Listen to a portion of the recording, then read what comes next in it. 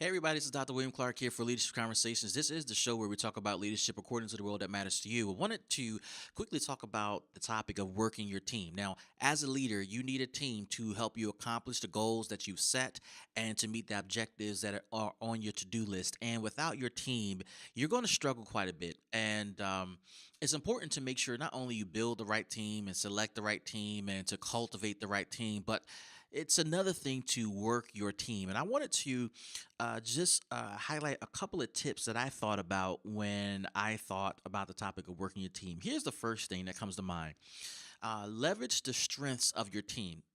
And I think that that goes without saying. Most leaders understand the importance of leveraging the strengths of your team and putting the strengths of your team to good use. People have skills that they bring to the table. And if you had the opportunity to interview folks to be on your team or go through the process of selecting members to be on your team, then you already know the strengths that exist on your team and you got to put those strengths to work.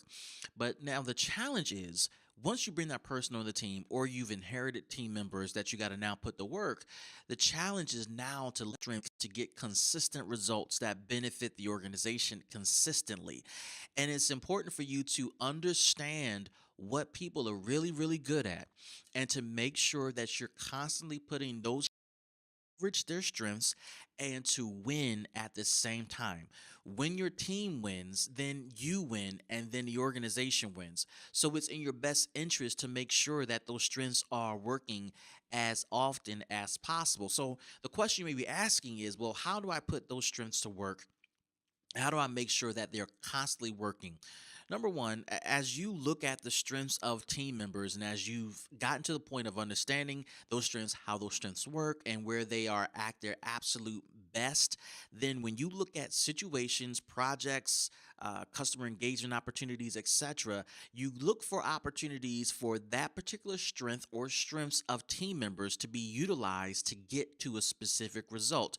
Perhaps a certain team member has a strength in technology. Another team member has a strength in marketing and sales. Another team member has a strength in operations. Trends to it, and you'll notice those trends, or you can be the one directing those trends to come to the top of the focus for you and the customer. And so when that happens, now you can put those strengths to team members to use, therefore putting them in position to exercise what they're really good at and then putting the project in position to come to a successful conclusion and the customer walks away satisfied. So it's important for you to leverage the strengths of your team members. The second thing you need to do when you're working your team is to avoid their weaknesses. Everybody has a weakness, just like everybody has a strength. And if everybody has a weakness, then you have to make sure that weakness doesn't interfere or harm the projects. So what do? You help the team members with their weaknesses by buffering those weaknesses and by filling in those gaps with other team members who have other strengths. This is how you leverage your team. Okay, you make sure certain levers are pushed while others are pushed down, etc., so that you're not exposing any weaknesses of your team. When team members feel like their weaknesses are exposed or they're not supported enough to overcome their weaknesses, then it causes their strengths to be compromised. And that's not what you want to happen. You don't want their strengths to be compromised. You want people to focus on their strengths, recognize the weaknesses, but focus on their strengths. And when you identify the weaknesses as the leader, try to buffer the weaknesses by having another team member come in, or by you performing those services instead, or by subcontracting, etc. So there are ways to avoid the weaknesses of team members. And I would say this too: when you talk about avoiding the weaknesses of team members, you also want to make sure that they are not exposed to situations, to projects, to interactions with customers that will put their weakness on blast.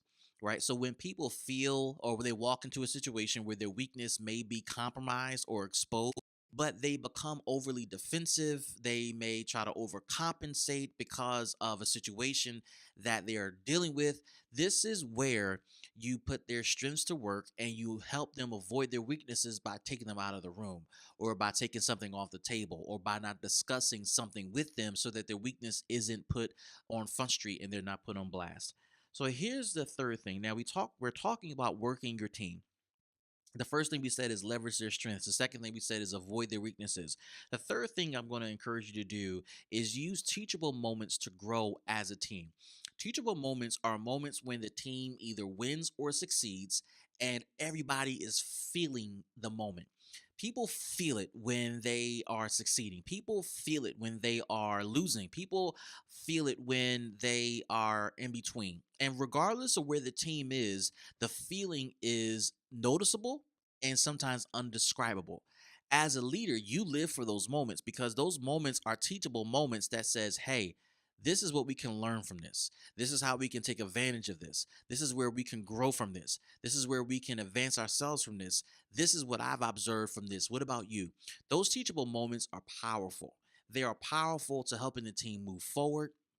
They're powerful for helping the team acknowledge how they feel, acknowledge where they're strong at, acknowledge where they're weak at, acknowledge how the team is progressing, etc. Teachable moments are powerful and they are there for you to use as you work your team. Your vision is important as a leader.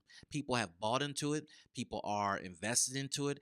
And in order to maximize that investment of people, you're going to have to learn how to work your team. You're going to have to learn how to leverage their strengths. You're going to have to learn how to avoid their weaknesses, and you're going to have to help them learn from teachable moments. This is Dr. William Clark here for Leadership Conversations, and we'll see you in the next show.